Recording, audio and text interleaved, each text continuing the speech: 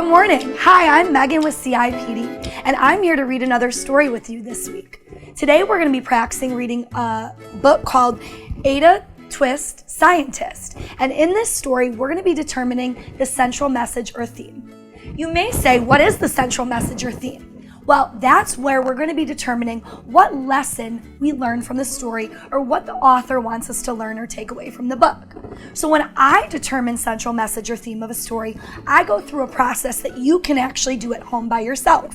So first, we're going to have to finish a common text, which is going to be our story, ELA Tuesday Scientist. The second thing we're going to do is we're going to create a list of topics that's in our story. After we've created a list of topics, we're going to pick one of those topics and we're going to write a sentence about what we think the author believes about that topic. And then last, we're going to cross off that author believes that, and then we're going to revise our statement. And from there, we're going to have a theme or central message statement. So while I'm reading the story today, I want you to be thinking about what lesson does the author want me to learn from this book, or what is the central message or theme? And then be thinking about topics that appear throughout our story so that we can generate a really good list when we're done. Okay, let's get started reading. ELA Tuesday Scientist by Andrea Betty, illustrated by David Roberts. Ada Marie said not a word till the day she turned 3. She bounced in her crib and looked all around, observing the world, but not making a sound. She learned how to climb and made her big break with trails of chaos left in her wake. She ran through the day chasing each sound in sight and didn't slow down till she conked out at night. Her parents were frazzled, but tried not to freak, as Ada grew bigger and still did not speak. Clearly, young Ada, with lots in her head, would have something to say when it ought to be said.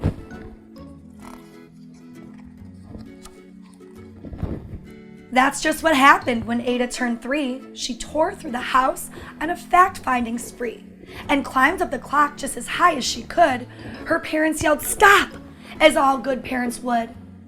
Ada's chin quivered, but she tried not to cry. She took a deep breath and simply asked, "Why?"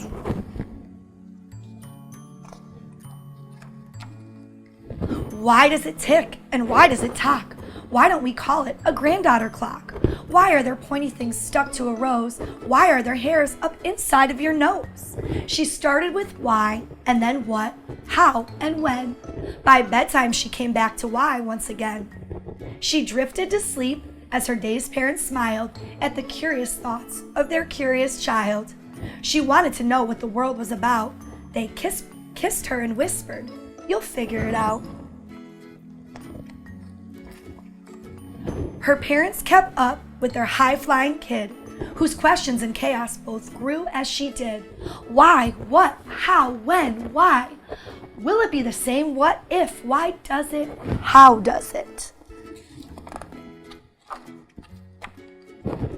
Even Miss Greer found her hands were quite full when young Ada's chaos wreaked havoc at school. But this much was clear about Miss ELA Tuesday: she had all the traits of a great scientist.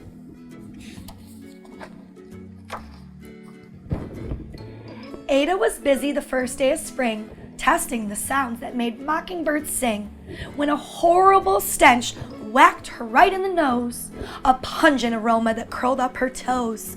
"Zowie!" said Ada, which got her to thinking, what is the source of that terrible stinking? How does a nose know there's something to smell?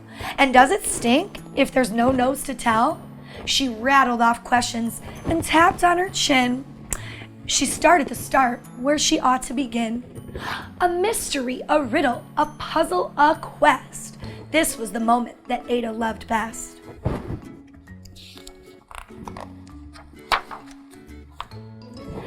Ada did research to learn all she could of smelling and smells, both the stinky and good. One hypothesis Ada thought could be true. The terrible stink came from Dad's cabbage stew. She tested and tested, but soon Ada knew it was time to come up with hypothesis 2. Then zowie, that stink stuck again. Just like that, hypothesis 2, It's caused by the cat. The cat couldn't make such a stink on its own. It needed perfume and some fancy cologne. So young Ada tested. The test was a flop. She started again, but her parents yelled, "Stop!"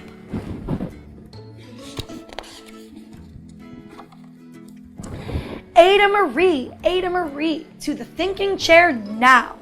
By the time we count 3. "Enough," said her mother. "That's it," said her dad. Her parents were frustrated, frazzled, and mad. "Why?" Ada questioned. Her mother said no. "What?" Ada queried. Her father said, "Go. You've ruined our supper. You've made the cat stink. Enough with your questions. Now sit there and think." She looked at her parents. Her heart turned to goo. Poor Ada Twist didn't know what to do.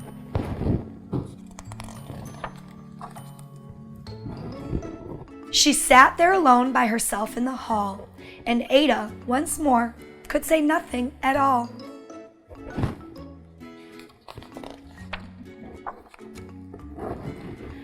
And so Ada sat, and she sat, and she sat, and she thought about science, and Stu and the cat, and how her experiments made such a big mess. Does it have to be so? Is that part of success? Are messes a problem? And while she was thinking, what was the source of that terrible stinking? Ada Marie did what scientists do. She asked a small question, and then she asked 2. And each of those led to her 3 questions more, and some of those questions resulted in 4. As Ada got thinking, she really dug in. She scribbled her questions, tapped on her chin. She started at why, and then what, how, and when. At the end of the hall, she reached why once again.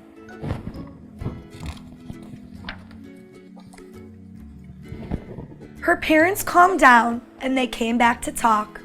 They looked at the hallway and just had to gawk. No patch of bare paint could be seen on the wall. The thinking chair now was the great thinking hall. They watched their young daughter and sighed as they did.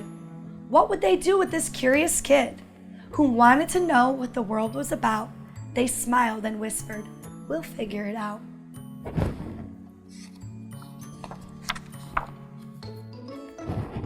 And that's what they did, because that's what you do when your kid has a passion and heart that is true.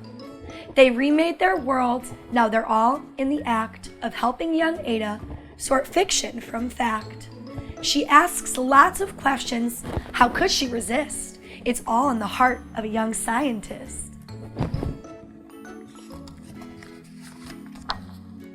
And as for that smell, what can Ada Twist do but learn all she can with her friends in grade 2? Will they discover the stink that curls toes? Well, that is the question, and someday, who knows? The end. So, that was a great book. And now that we finished our text, we want to go back to determining our central message. So we finished step 1, finish a common text. So that means that all of us finished that book. But again, if you finish that book, you can do this process too. So now we're on to step 2, where we want to create a list of topics. So that's where I'm going to model some of my thinking out loud. So as I'm sitting here and reading this story, some of the topics that kept coming up was that Ada was curious. Another topic that was present in our text was that she was very bold or brave in this process. She also was very imaginative because she was always thinking of questions to ask, and she was curious and creative in that process. So after I've brainstormed a few topics, I want to narrow it down to just one. So I think I'm going to go with curious. Now, once I have my topics, I want to move on to my step 3 and write the sentence about what the author believes. So now I have my author believes that statement here already ready to go. So you can be writing this down too on a piece of paper at home. So the author believes that. So what does the author believe about being curious, right? So at the end of the story, does Ada find the answer to her question?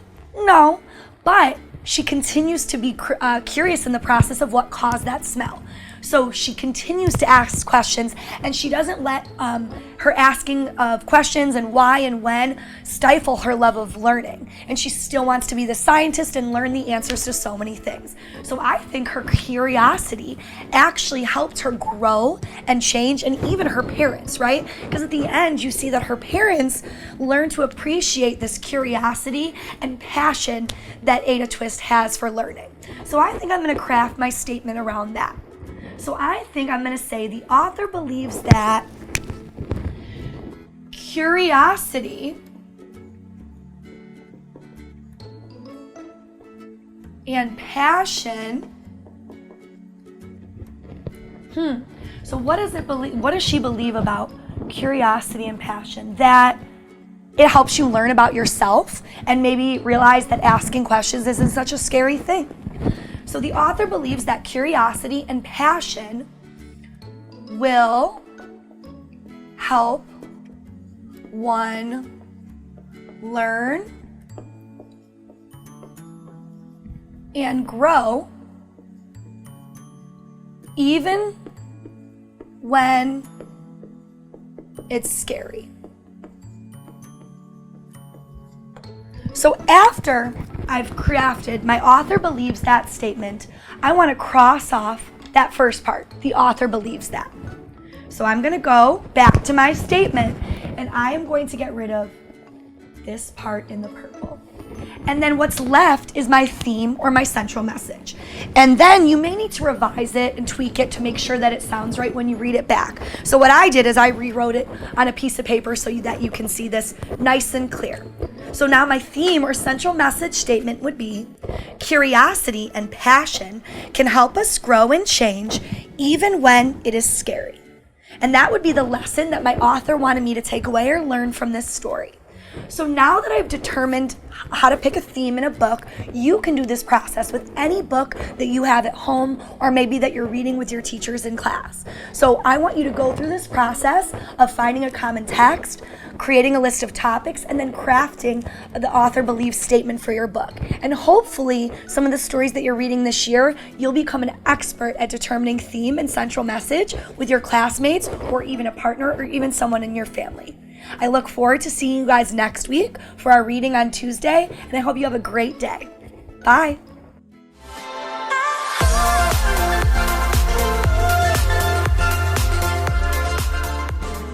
Kindergarten is great at Kansas City Public Schools. I know they have really good teachers. I know this is a great school. They teach them stuff that I thought my kids would never be able to know at the age of 5. Since deciding to send our kiddos to a neighborhood school, we've become even more of a part of our community. Now is the time to enroll your future kindergartner for the new school year. Visit enrollkc.org today. I am Lincoln Middle. At Lincoln Middle School, students discover their talents and passions, where teachers plant the seeds of lifelong learning. I am Lincoln Middle, where excellence is nurtured. Students develop the skills to be successful in school, career, and beyond. Je suis Lincoln Middle. Lincoln Middle is the public school where your child will thrive and grow. Open a world of possibilities. Apply today. Learn more at enrollkc.org/Lincoln Middle.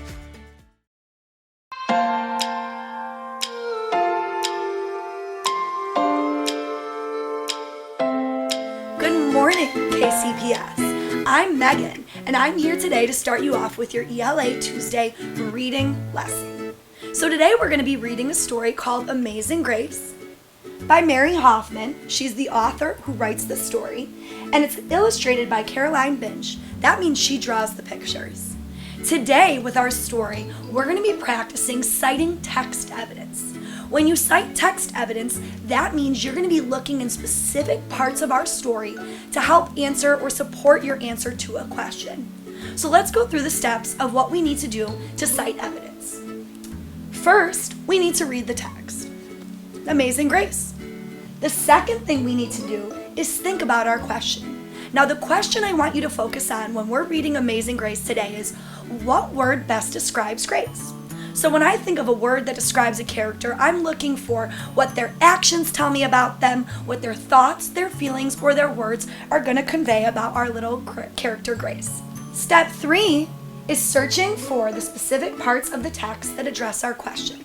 So again, our question is, what word best describes Grace? So while I'm reading today, I want you to be thinking about what she's doing, saying, thinking, and feeling, and then what word would you choose to describe her?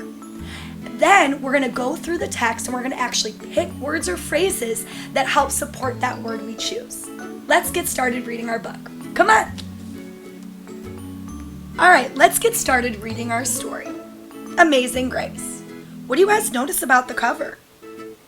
Can you make a prediction? Let's get started reading now.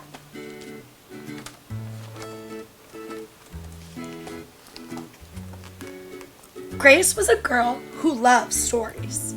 She didn't mind if they were read to her, or told to her, or made up in her own head. She didn't care if they were from books, or movies, or out of Nana's long memory. Grace just loved stories. And after she heard them, and sometimes while they were still going on, Grace would act them out. And she always gave herself the most exciting part.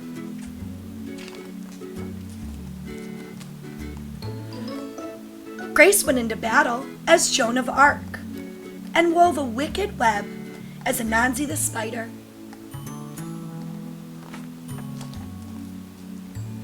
She hid inside the wooden horse at the gates of Troy. She went exploring for lost kingdoms. She sailed the 7 seas with a peg leg and a parrot. She was Aladdin, rubbing her magic lamp to make the genie appear, and Mowgli in the backyard jungle. Most of all, Grace loved to act out adventure stories and fairy tales. When there was no one else around, Grace played all the parts herself. She set out to seek her fortune with no companion but her trusty cat, and found a city with streets paved in gold. Sometimes she could get Ma and Nana to join in when they weren't too busy. Then she was Dr. Grace, and their lives were in her hands. One day, Grace's teacher said they would do the play Peter Pan. Grace knew who she wanted to be.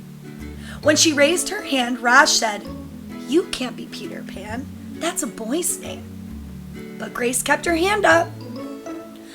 "You can't be Peter Pan," whispered Natalie. "He isn't black." But Grace kept her hand up.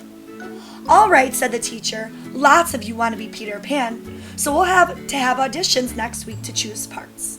She gave them words to learn.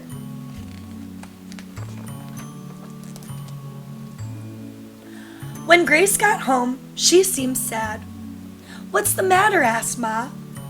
"Raj said I couldn't be Peter Pan because I'm a girl." "That just shows what Raj knows," said Ma. "A girl can be Peter Pan if she wants to." Grace cheered up. Then later she remembered something else. "Natalie says I can't be Peter Pan because I'm black," she said. Ma looked angry. But before she could speak, Nana said, "It seems Natalie is another one who don't know nothing. You can be anything you want, Grace, if you put your mind to it."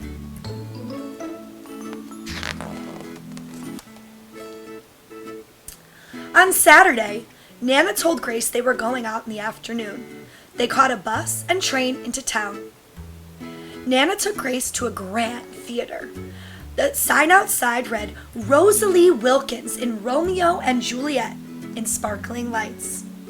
"Are we going to the ballet, Nana?" asked Grace. "We are, honey, but first, I want you to look at that picture." Grace looked up and saw a beautiful young ballerina in a tutu. Above the dancer it said, "Stunning New Juliet."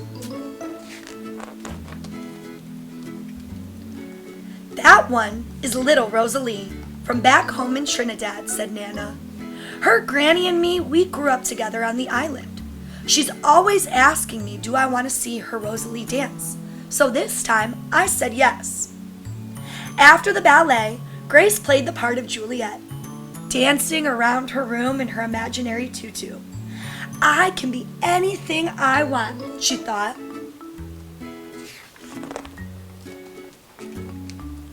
On Monday, the class met for auditions to choose who was best for each part. When it was Grace's turn to be Peter, she knew exactly what to do and all the words to say. She had been Peter Pan all weekend. She took a deep breath and imagined herself flying. When it was time to vote, the class chose Raj to be Captain Hook and Natalie to be Wendy. There was no doubt who would be Peter Pan. Everyone voted for Grace. "You were fantastic," whispered Natalie.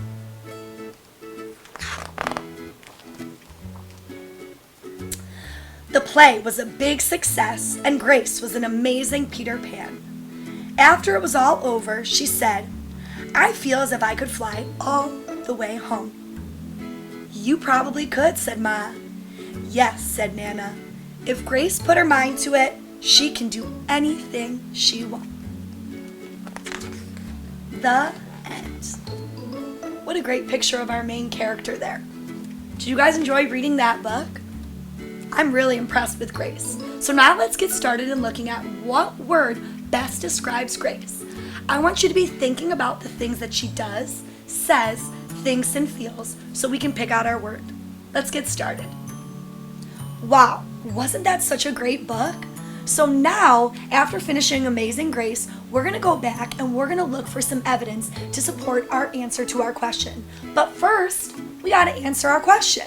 So what word best describes Grace? So going back to one of our lessons we talked about earlier on in this year, we were looking at her words, her actions, her feelings, and some of her thoughts, right? So in order for us to describe a character, specifically Grace, we have to look at those things that she does. So the word that I chose to describe Grace is the word tenacious. So I'm going to write that down. Now, once I've determined what word best describes my character, I want to go back in the text and I want to look for evidence that supports my word choice. So because I'm describing her as a tenacious or determined character in order to get her role of Peter Pan, I want to look for spots in the text that show that Grace is tenacious or demonstrating tenacity. So I'm going to actually model my thinking out loud. So I'm going to be going through the book and I'm going to say,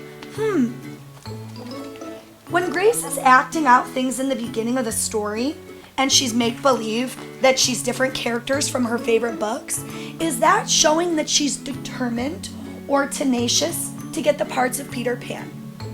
Maybe, but that's not the best evidence to show that. So I'm going to keep going through my book and I'm going to see, okay, so Grace is still acting here. It's not really showing determination. Still going through her roles of her different characters. And then, as my story goes on, she's still acting out here with Mom and Grandma.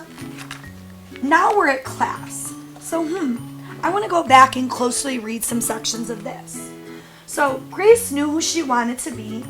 She raises her hand and Raj says, "You can't be Peter, that's a boy's name." But Grace keeps her hand up. So even though another character tries to shut her down, she still keeps her hand raised. So that shows me that she's tenacious or determined. So I think that would be a really strong piece of evidence to show Grace's tenacity. So I'm going to write that down. Now whenever I write text evidence, I want to make sure that I put quotes around it because it's coming directly from the text. So I'm going to write, but Grace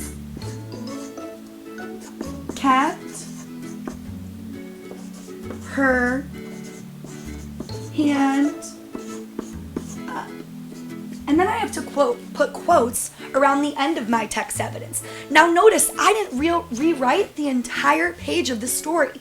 I just wrote that specific word or phrase that helps shows my character's character trait of tenacious or tenacity. Now, I want to continue to see if I can find any other evidence in the text that shows that Grace is a tenacious person.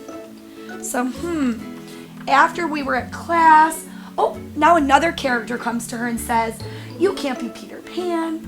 He isn't black," but Grace kept her hand up. So again, that same evidence to show that she's determined or tenacious in getting that role of Peter Pan.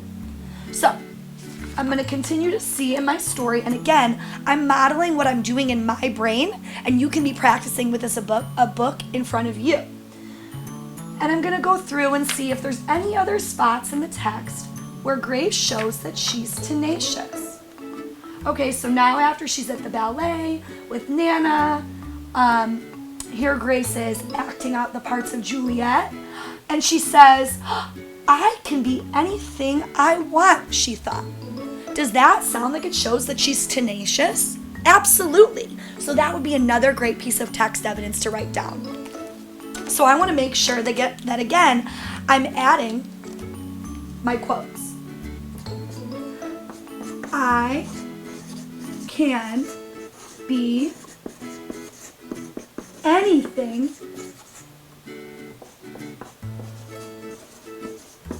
I want. So now that I have another piece of evidence, I want to make sure again I have quotes around my evidence, but this is showing that she's tenacious. I can be anything I want.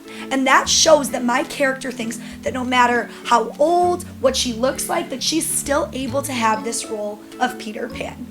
So I want to go through and see if there's any other pieces of text evidence to show that she's tenacious, because I want to be able to really support my answer choice of what word best describes Grace.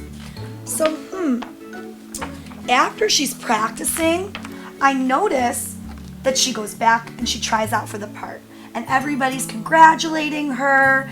I think that maybe shows some tenacity, but let's make sure there's not a better piece of evidence that shows that. You were fantastic. She knew what to do. She had been Peter Pan all weekend. She took a deep breath and imagined herself flying. So I guess that she's going after this part even after all the challenges that she's had and people telling her she can't be that. She still goes up and has the courage to try out for this role. So maybe I'll add that piece of text evidence as well. She imagined herself flying. And then I have to put my quotes. So notice that I came up with 3 pieces of text evidence to support what word best describes Grace, which I said was tenacious. And you can do the same thing where you're looking for text evidence in any of the stories you're reading for independent reading or even in class with your teacher. Now, we haven't gotten to our explanation. That will come in another reading later. But we want to make sure that whenever we are answering a question, we're able to supply it from evidence from our story. That's going to make our analysis or an explanation of our question stronger. So next week, or even later today when you're reading a story, I want you to go through and see if you can describe your character, pick out one word, and then look for evidence or examples in the story that best support your answer choice. So make sure you're doing that every time you're reading. If you're citing evidence, you're always going back to the book and looking for specific parts in the text that support that answer. I hope you learned a little something today and enjoyed reading our story, Amazing Grace, and I can't wait to see everyone next week. Have a great day.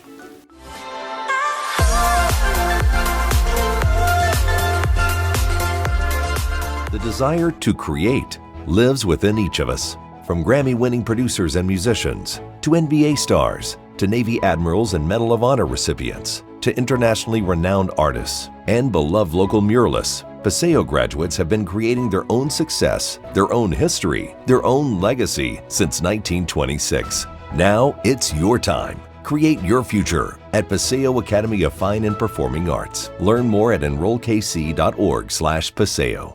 I love Southeast because of the culture, the band program, and restorative justice. I love Southeast because of the academics, sports, and students. I love Southeast because of the people, the energy, and the advanced classes. It's not alike. I love Southeast because the students here at Southeast are full of potential and they believe in achieving anything. We are Southeast. Southeast. We stand shoulder to shoulder. Join the Southeast family. Enroll today.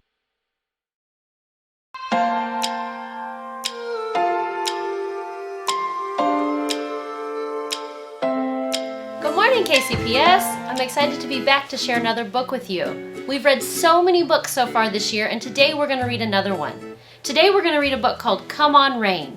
And while reading our book today, we're going to be thinking very closely about our characters Tess and Mama. And we're going to be thinking about two questions while we're reading today. We're going to be thinking about how does Tess and Mama respond when the weather is hot and dry? And how do Tess and Mama respond when the weather is wet and cold? So today when we're reading, make sure you're paying very close attention so we can stop and think and talk together. Come on, let's go read a book.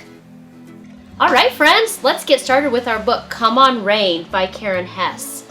Remember, when we're reading, we're going to pay very close attention to the characters' thoughts, actions, and words, and how they respond in the story. Come on, rain. Come on, rain, I say, squinting into the endless heat. Mama lifts a listless vine and sighs. 3 weeks and not a drop, she says, sagging over her parched plants. The sound of a heavy truck rumbles past.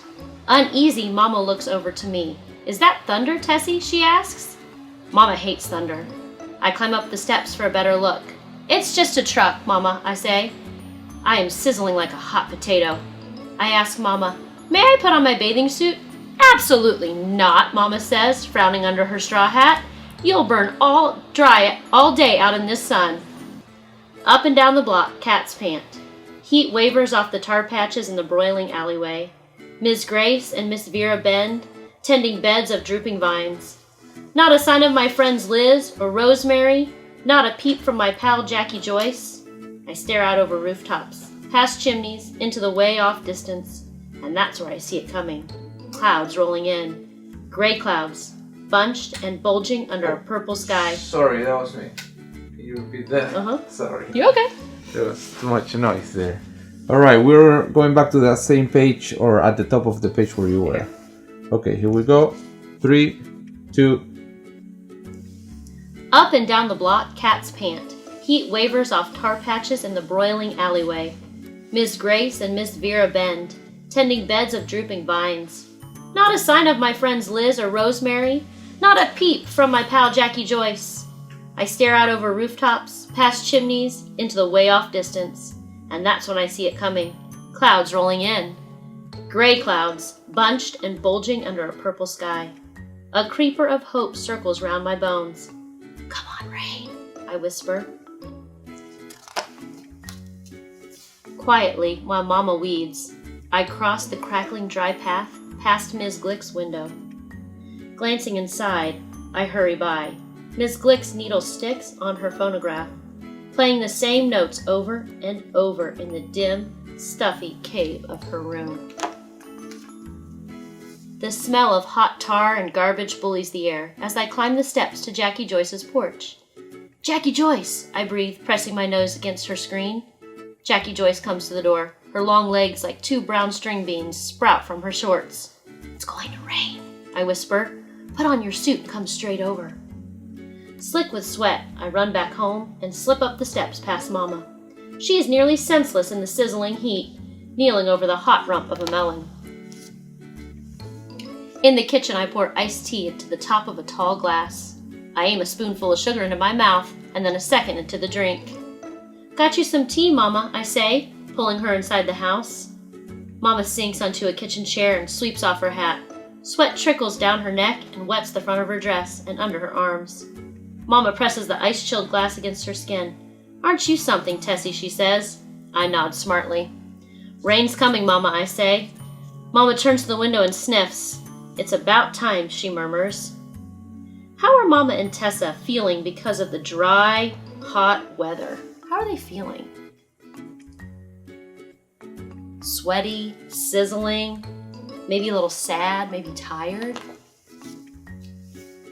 Jackie Joyce in her bathing suit knocks at the door and I let her in. Jackie Joyce has her suit on, Mama, I say. May I wear mine too? I hold my breath waiting. A breeze blows in the thin curtains into the kitchen, then sucks them back against the screen again.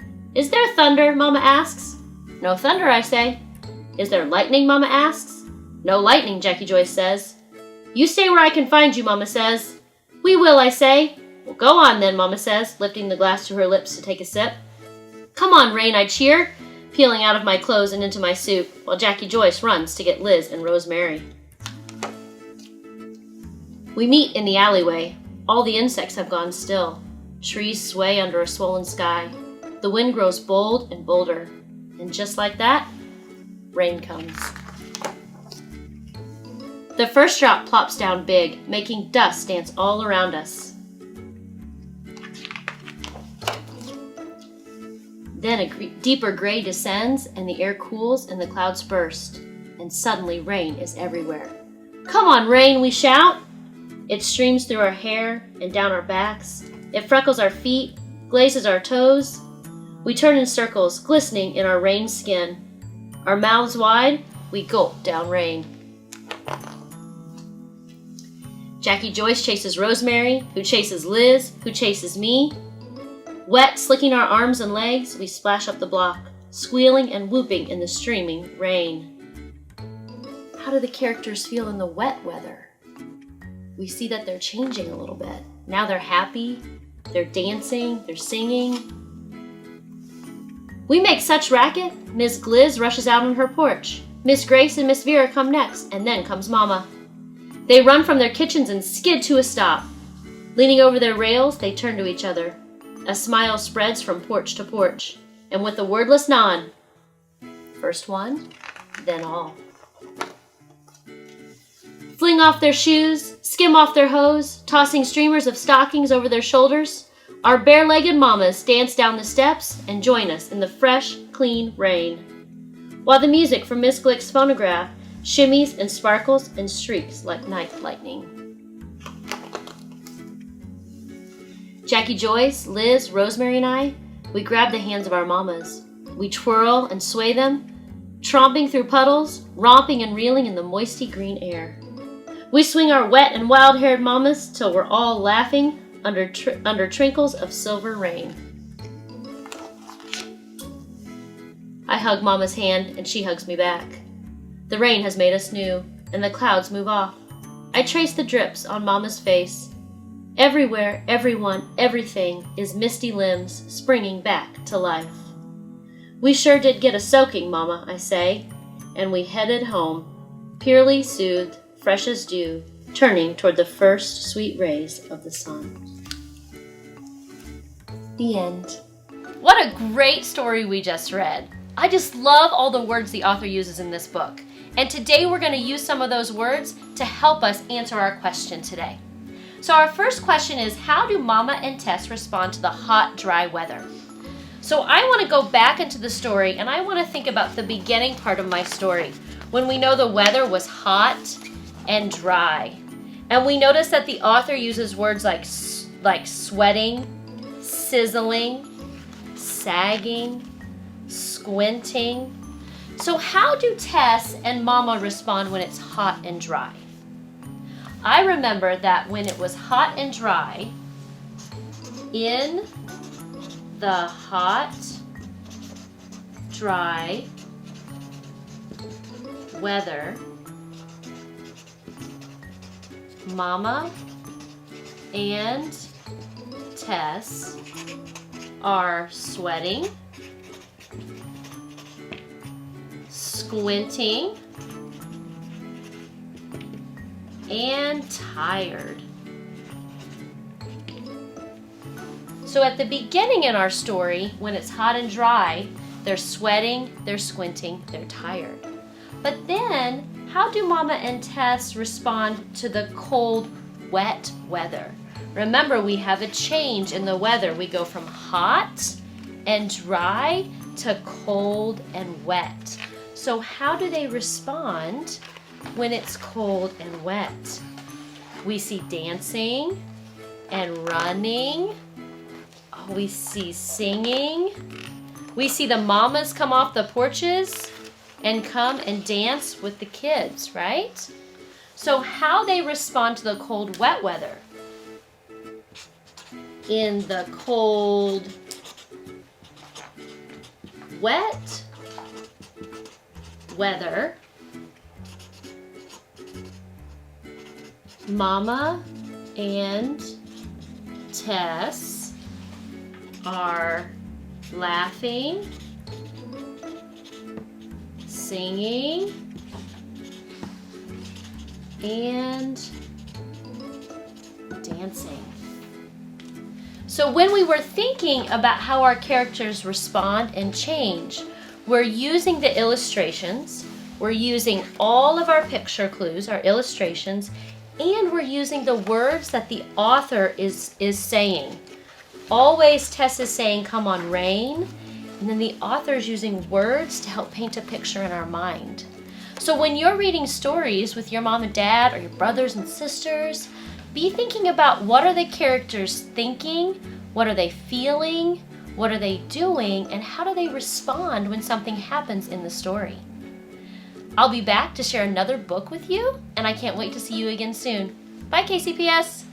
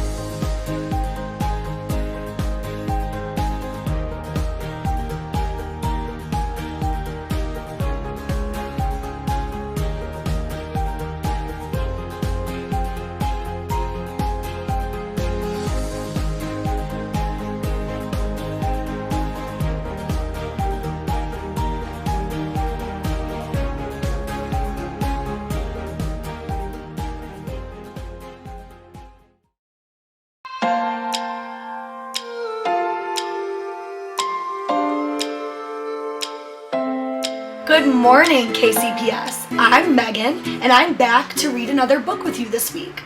I hope you're having a great week of teaching and learning, and I'm excited to read with you again today. Today I've brought a very special book about a famous person in history named Muhammad Ali. A champion is born. In this book, there are some amazing illustrations, and that's going to be our focus of our lesson today. In the book, the illustrations lend a powerful insight into our characters and the setting and the time in which this story takes place. Illustrations, a lot of the times, play a huge role in our stories. Remember, illustrations are the pictures in the story that are drawn by a person. In this case, our illustrator is Frank Morris, so he drew all the pictures. Now, illustrations can do a variety of things. Illustrations can tell you something about the setting or where and when the story takes place. Our illustrations can tell us something about the character that maybe isn't apparent in the text. Our illustrations can show what is happening in the story. Our illustrations can also create a mood. And then also they can give you extra details that are not included in the text or the actual words of the story. So when I'm reading today, I want you to be paying close attention to all the illustrations or pictures. And I want you to be thinking about why the author chose those, what do they tell us about our character or characters, and then also what do they reveal about the setting or the time and place in which the story is being told, because that plays a role in today's story. Let's get started reading, and let's be having a close eye on our illustrations. Muhammad Ali, A Champion is Born, written by Jean Beretta, illustrated by Frank Morris.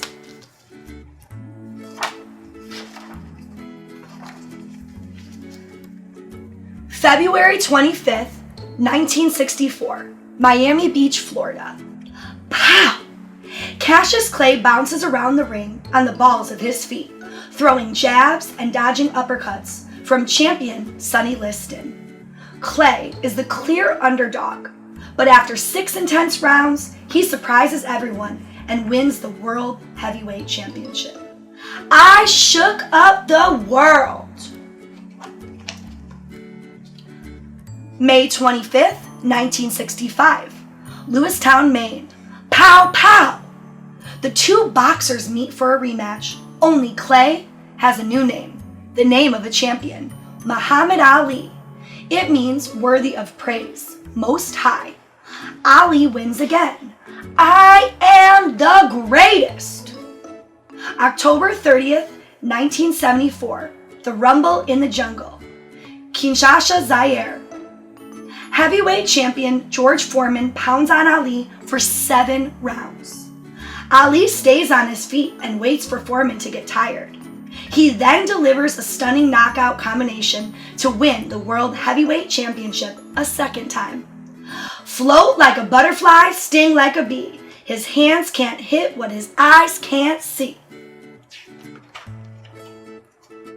September 15th, 1978, New Orleans, Louisiana.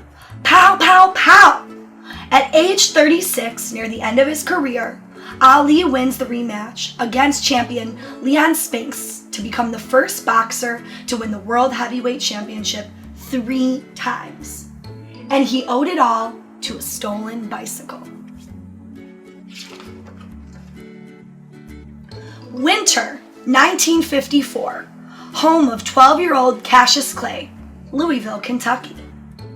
Hurry up before they eat all the popcorn, Cassius yelled as he raced to the Louisville home show on his brand new bike. And the hot dogs too. Wait up, answered best friend Johnny. Don't worry, I'll save you the bun, Cassius choked. A heavy rain soaked the streets, but nothing slowed them down. Cassius felt cool on his bike. The new chrome shined brighter when it was wet. He rolled up to the home show and hit his brakes hard. The front tire kicked up a wave of water. He looked back at Johnny. Did you really think you could beat me? Not only can I ride fast, but I look good doing it. They hopped off their bikes and ran inside. The Louisville Home Show was an annual bazaar. It was held for all the black merchants who were not allowed to attend or sell their products at the white bazaars. Segregation was as real as the rain in Louisville, and Cassius saw that his people suffered for it. He spoke proudly of them. I know why they won't let us in the white bazaars, because they're afraid we'll show them up. He pointed to every booth and said, one day I'm going to get one of those, and one of those, and one of those. But right now, I have room for one more free hot dog before. Oh no, dinner! We're late, we gotta get home. They stepped outside and Cassius froze in his tracks. No! He shouted as he looked in every direction. My bike! Where's my bike? Cassius ran up the street. Did you see a red bike? Did anyone see a new red bike? His eyes welled up with tears. I need a policeman. Finally, an older woman spoke up. Go back in the building and go down to the basement. Ask for Officer Joe Martin. He found Officer Martin and explained every last detail. It was red and white with white wheel tires and chrome. I just got it for Christmas and there wasn't a mark on it. His fists were clenched like hammers. He raised his voice. And then when I find whoever took my bike, I'm gonna whoop him. Cassius was small and thin. Officer Martin looked at him over and offered some advice. Listen, son, before you whoop somebody, you better learn to fight. That was not what Cassius expected to hear, especially from a police officer. It took a moment for him to catch his breath and look around. Then it all made sense. For the very first time, Cassius Clay was standing inside a boxing gym. The energy in the room made his heart race. He loved the sound of boxing gloves smacking the speed bag and the rhythm of the jump rope slapping the floor. He loved the shuffling feet of the shadow boxers and the smell of the rubbing alcohol in the air. Ding, ding! A bell rang and 2 young guys started bobbing and weaving in the ring. Wow, thought Cassius. Photos of old boxing champions stared out at Cassius, as if to say, let's go a few rounds. We're here every weeknight if you want to join us, Martin said.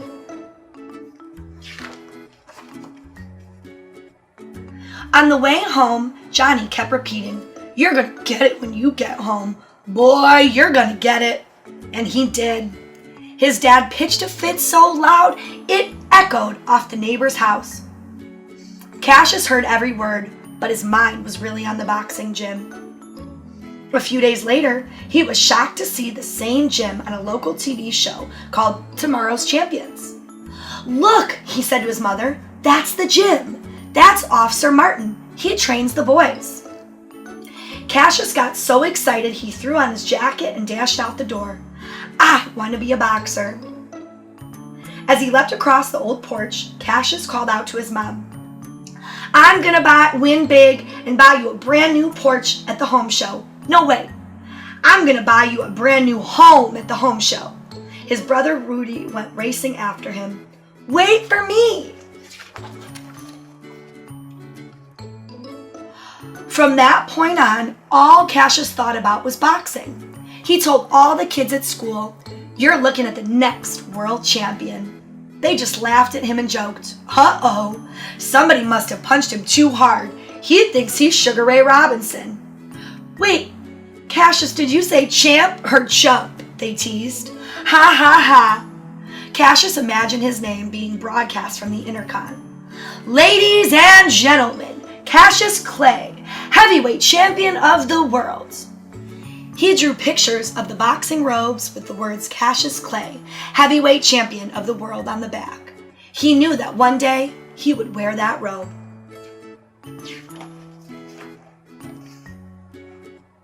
Cassius worked hard with Officer Martin every day after school. He hit the speed bag, jumped rope, and practiced shadow boxing. Watch this! I can move faster than my own shadow. Cassius had his own style of training at home. On most mornings, his workout started before sunrise. He often ran alongside the school bus to build up his endurance. Sometimes, Rudy would throw stones at Cassius to test his reflexes. Come on, Rudy, I'm not the invisible man. Why can't you hit me?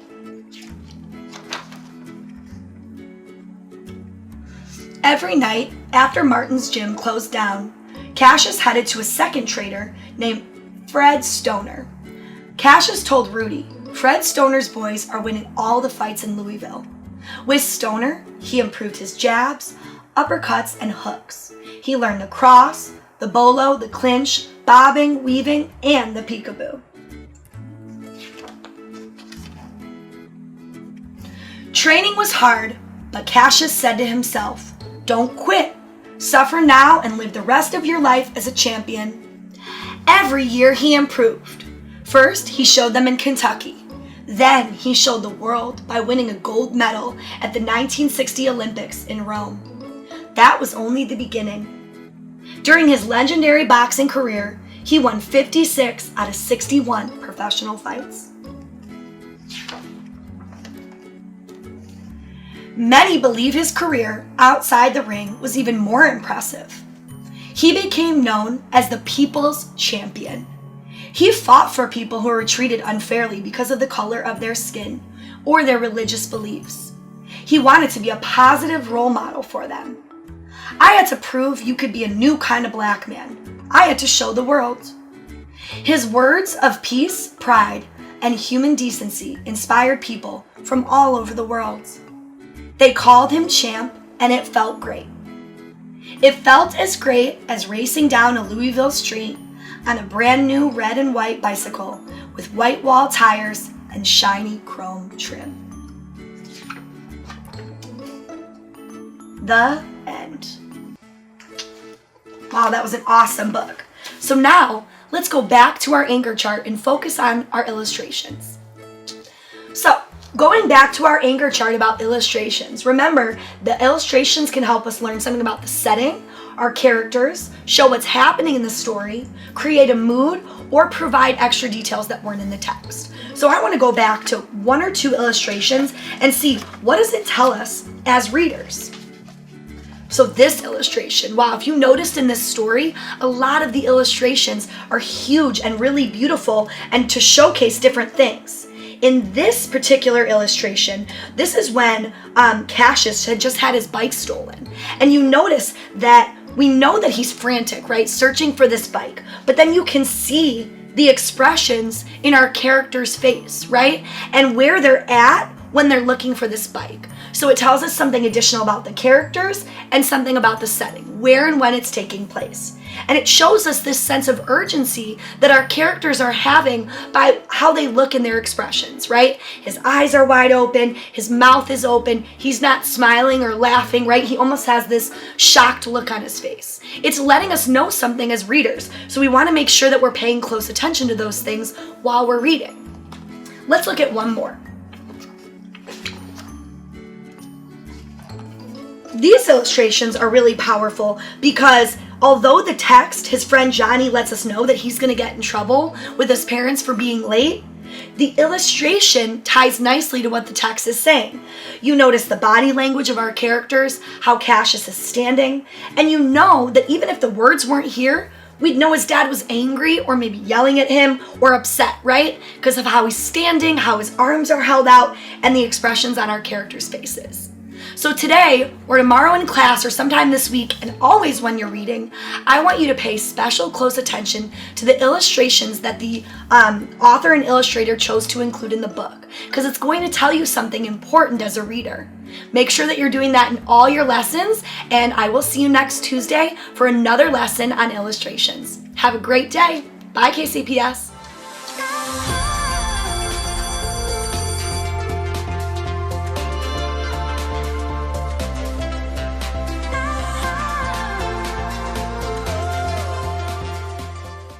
I am Lincoln Middle. At Lincoln Middle School, students discover their talents and passions, where teachers plant the seeds of lifelong learning. I am Lincoln Middle. Where excellence is nurtured. Students develop the skills to be successful in school, career, and beyond. Je suis Lincoln Middle. Lincoln Middle is the public school where your child will thrive and grow. Open a world of possibilities. Apply today. Learn more at enrollkc.org/Lincoln Middle. I chose manual because it's challenging and fun, and it can help me with college. I chose manual because I wanted to get a jump start in my career with culinary arts. I chose manual to acquire skills I'd use in real life. I chose manual because I want to be an ER doctor, and being an EMT is my first step. Kickstart your future today at Manual Career and Technical Center. Manual is open for all 11th and 12th grade students in both Kansas and Missouri. Learn more today at enrollkc.org/manual or call 816-418-5200. Kindergarten is great at Kansas City Public Schools. I know they have really good teachers. I know this is a great school. They teach them stuff that I thought my kids would never be able to know at the age of 5. Since deciding to send our kiddos to a neighborhood school, we've become even more of a part of our community. Now is the time to enroll your future kindergartner for the new school year. Visit enrollkc.org today.